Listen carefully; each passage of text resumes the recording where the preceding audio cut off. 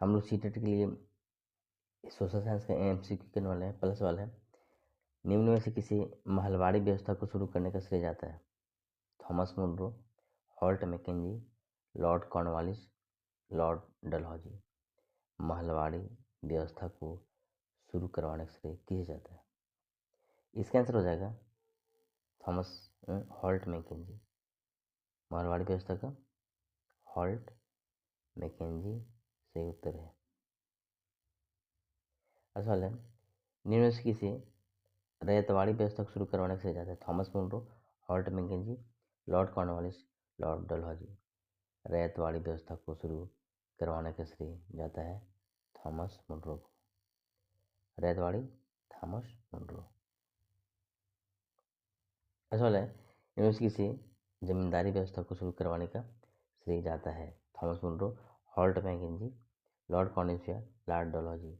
जमींदारी व्यवस्था शुरू करवाने से जाता है लॉर्ड कॉर्नवालिस को। अगला सवाल है, बंगाल में किस वर्ष भयंकर अकाल पड़ा जिसमें 1 करोड़ लोगों की मौत हो गई और लगभग 1/3 आबादी समाप्त हो गई? ऑप्शन है 1750, 1760, 1770 या 1780। बंगाल में कब भयंकर अकाल पड़ा था? आंसर हो जाएगा सी 1770 में भयंकर अकाल पड़ा जिसमें 1 करोड़ लोग मर गए और 1/3 आबादी समाप्त हो गई। नेक्स्ट क्वेश्चन, बंगाल में अस्थायी बंदोबस्त किस वर्ष लागू हुआ? 1763, 1773, 1783 या 1793। तो बंगाल में अस्थायी बंदोबस्त लागू हुआ था 1793 में। अगला सवाल है, इनमें कौन सा कथन अस्थायी बंदोबस्त की शर्तों में शामिल था? राजाओं को जमींदारों के रूप में मान्यता दी गई, तालुकदारों को जमींदारों के रूप में मान्यता दी गई, जमींदारों को लगान वसूलों का जिम्मा सौंपा गया, उपरोक्त सभी। तो इसका आंसर हो जाएगा ऑप्शन नंबर डी, उपरोक्त सभी। कौन कौन सा है? राजाओं को जमींदारों के रूप में मान्यता दी गई, तालुकदारों को भी जमींदारों के रूप में मान्यता दी गई और जमींदारों को कर लगान वसूलों का यानी कर वसूलों का जिम्मा सौंपा गया। अगला सवाल है, बटाई की भारी शर्तों और मवेशियों, बीज, आजीविका व कर्जों के बदले बिगाड़ी से दबे ये काश्तकार खुद को कर्ज से कभी बाहर नहीं निकाल सकते। बंगाल के रैयतों के बारे में किसने लिखा है? William Jones, Max Muller, James Villiers, H D Holbrook. इसका आंसर हो जाएगा एच डी होलब्रुक।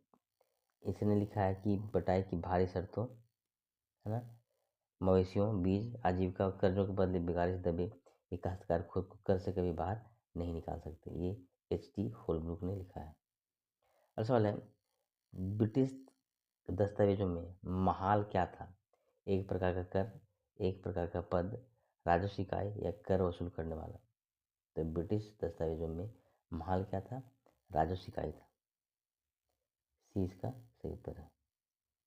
अगला सवाल है, बंगाल प्रेसिडेंसी के उत्तर पश्चिमी प्रांतों में हॉल्ट मैकेंजी ने महलवाड़ी व्यवस्था कब लागू की? बंगाल प्रेसिडेंसी के उत्तर पश्चिमी प्रांतों में हॉल्ट मैकेंजी ने महलवाड़ी व्यवस्था 1822 में लगाई। अगला सवाल है, टीपू सुल्तान से कब्जे में लिए गए इलाके पर किसने सर्वप्रथम रैयतवाड़ी व्यवस्था को लागू करके आजमाया था? टीपू सुल्तान से जो इलाके कब्जे में लिए गए इलाके पर रैयतवाड़ी व्यवस्था को लागू करके कौन आजमाया था सबसे पहले?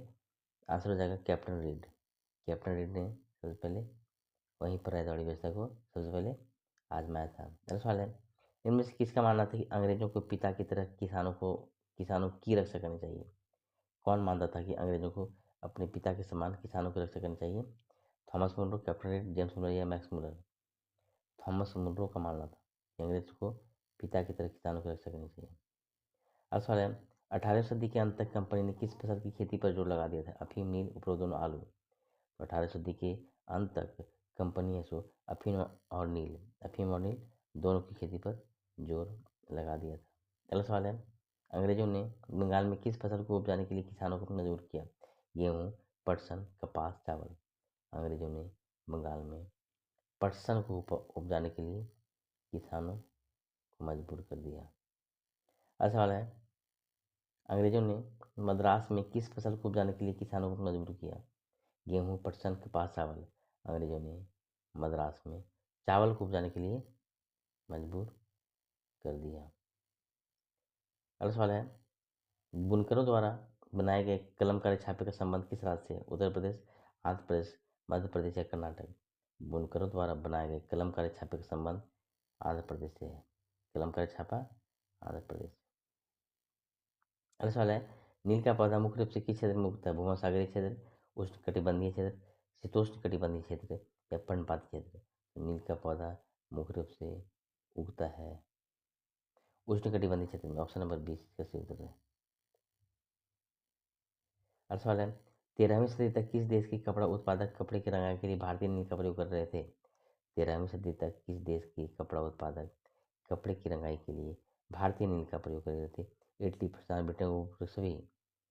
इसका हो जाएगा उपरोक्त सभी। इटली, फ्रांस और ब्रिटेन सभी के लोग भारतीय नील का प्रयोग कर रहे थे। अगला सवाल है, यूरोपीय कपड़ा उत्पादक बैंगनी और नीले रंग को बनाने के लिए किस पौधे पर निर्भर थे? खोड़, तोड़, खोड़, ओड। यूरोपीय कपड़ा उत्पादक बैंगनी और नीले रंग को बनाने के लिए ओड पौधे पर निर्भर रहते थे। अगला सवाल है, ओड पौधा किस क्षेत्र में उगाया जाता था? भूमध्यसागरीय क्षेत्र, उष्णकटिबंधीय क्षेत्र, शीतोष्णकटिबंधीय क्षेत्र या पर्णपात क्षेत्र? ओड पौधा शीतोष्णकटिबंधीय क्षेत्र में उगाया जाता था। अगला सवाल है, ओड पौधा किस देश में उगाया जाता था? उत्तरी इटली, दक्षिणी फ्रांस, जर्मनी, उपरोक्त सभी। ओड पौधा सभी जगहों पर उपजाया जाता था। उत्तरी इटली, दक्षिणी फ्रांस, जर्मनी और उपरोक्त सभी। ये था अंतिम सवाल। नेक्स्ट अगले वीडियो में। Thanks for watching.